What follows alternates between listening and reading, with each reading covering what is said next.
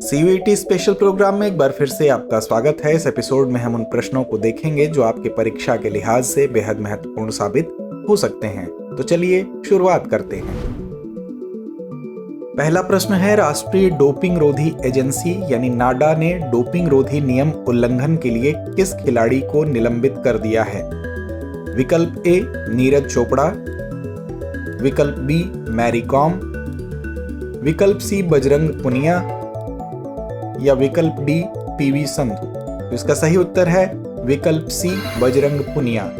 प्रसिद्ध भारतीय पहलवान बजरंग पुनिया को कथित डोपिंग रोधी उल्लंघन के लिए 21 जून 2024 को नाडा द्वारा निलंबित कर दिया गया था।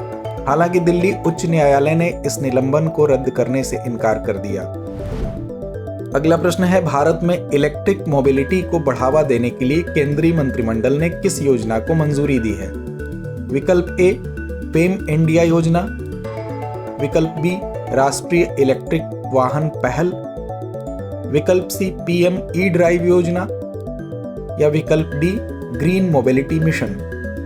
तो इसका सही उत्तर है विकल्प सी पीएम ई ड्राइव योजना। हाल ही में प्रधानमंत्री नरेंद्र मोदी की अध्यक्षता में केंद्रीय मंत्रिमंडल ने पीएम ई ड्राइव योजना को मंजूरी दी है। इसका उद्देश्य भारत में इलेक्ट्रिक मोबिलिटी को बढ़ावा देना है। अगला प्रश्न है, हाल ही में केंद्रीय मंत्रिमंडल द्वारा अनुमोदित मिशन मौसम का प्राथमिक उद्देश्य क्या है? विकल्प ए इलेक्ट्रिक मोबिलिटी को बढ़ावा देना, विकल्प बी मौसम पूर्वानुमान में सुधार, विकल्प सी नवीकरणीय ऊर्जा स्रोतों का विकास या विकल्प डी पर्यटन बुनियादी ढांचे को बढ़ाना। तो इसका सही उत्तर है विकल्प बी मौसम पूर्वानुमान सुधार। हाल ही में प्रधानमंत्री नरेंद्र मोदी की अध्यक्षता में केंद्रीय मंत्रिमंडल ने मिशन मौसम को मंजूरी दी है। इस मिशन का लक्ष्य भारत के मौसम पूर्वानुमान में सुधार, जलवायु प्रतिक्रिया क्षमताओं को बढ़ाना है। अगला प्रश्न है, हाल ही में कौन सा देश दुनिया का पहला ऐसा देश बन गया है जिसने मतदाताओं को सभी स्तरों पर न्यायाधीशों को चुनने की अनुमति दी है? विकल्प ए संयुक्त राज्य अमेरिका, विकल्प बी मैक्सिको, विकल्प सी कनाडा या विकल्प डी ब्राजील। तो इसका सही उत्तर है विकल्प बी मैक्सिको।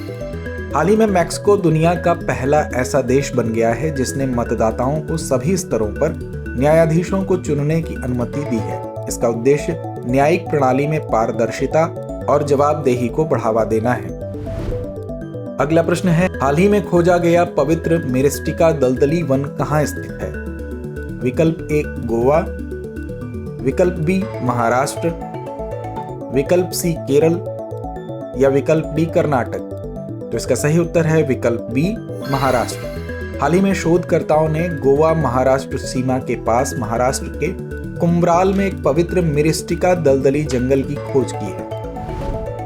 हाल ही में चीन में पहचाने गए नए वायरस का नाम क्या है जो टिक्स द्वारा फैलता है? विकल्प ए जीका वायरस, विकल्प बी वेटलैंड वायरस, विकल्प सी हंटा वायरस या विकल्प डी निपाह वायरस। तो इसका सही उत्तर है विकल्प बी वेटलैंड वायरस। हाल ही में चीन में वैज्ञानिकों ने वेटलैंड वायरस की पहचान की है जो टिक्स द्वारा फैलने वाला एक नया वायरस है। विश्व बांस दिवस कब मनाया जाता है? विकल्प ए 18 सितंबर, विकल्प बी 19 सितंबर, विकल्प सी 20 सितंबर या विकल्प डी 21 सितंबर। इसका सही उत्तर है विकल्प ए 18 सितंबर। हर साल 18 सितंबर को विश्व बांस दिवस मनाया जाता है। यह एक वैश्विक पहल है जो बांस के अविश्वसनीय महत्व पर प्रकाश डालती है। अगला प्रश्न है, कौन सा भारतीय राज्य देश के पहले सिलिकॉन कार्बाइड विनिर्माण संयंत्र की मेजबानी करेगा? विकल्प ए गुजरात, विकल्प बी महाराष्ट्र, विकल्प सी तमिलनाडु या विकल्प डी ओडिशा। तो इसका सही उत्तर है विकल्प डी ओडिशा। ओडिशा में भारत का पहला सिलिकॉन कार्बाइड विनिर्माण संयंत्र स्थापित किया जाएगा। अगला प्रश्न है, हाल ही में कौन सा देश टाइफून यागी से प्रभावित हुआ? विकल्प ए थाईलैंड, विकल्प बी वियतनाम, विकल्प सी फिलीपींस या विकल्प डी इंडोनेशिया? तो इसका सही उत्तर है विकल्प बी वियतनाम। हाल ही में उत्तरी वियतनाम तूफान यागी से प्रभावित हुआ, जो पिछले दशक में इस क्षेत्र में आए सबसे शक्तिशाली तूफानों में से एक था। अगला प्रश्न है, किन देशों ने कृत्रिम बुद्धिमत्ता पर पहली कानूनी रूप से बाध्यकारी अंतर्राष्ट्रीय संधि पर हस्ताक्षर किए? विकल्प ए भारत, जापान और ऑस्ट्रेलिया, विकल्प बी अमेरिका, यूरोपीय संघ और ब्रिटेन, विकल्प सी चीन, रूस और दक्षिण कोरिया, या विकल्प डी कनाडा, जर्मनी और ब्राजील? तो इसका सही उत्तर है विकल्प बी अमेरिका, यूरोपीय संघ और यूके। अमेरिका, यूरोपीय संघ और ब्रिटेन ने कृत्रिम बुद्धिमत्ता पर दुनिया की पहली कानूनी रूप से बाध्यकारी अंतर्राष्ट्रीय संधि पर हस्ताक्षर किए हैं। इसका उद्देश्य मानव अधिकारों और लोकतंत्र की सुरक्षा के साथ एआई नवाचार को संतुलित करना है। तो आइए अंत में नोट करते हैं आज का अभ्यास प्रश्न। जल संचय जन भागीदारी पहल किस राज्य में शुरू की गई है? विकल्प ए महाराष्ट्र, विकल्प बी गुजरात, विकल्प सी राजस्थान या विकल्प डी मध्य प्रदेश? तो इस प्रश्न का जवाब कमेंट बॉक्स में देना ना भूलें।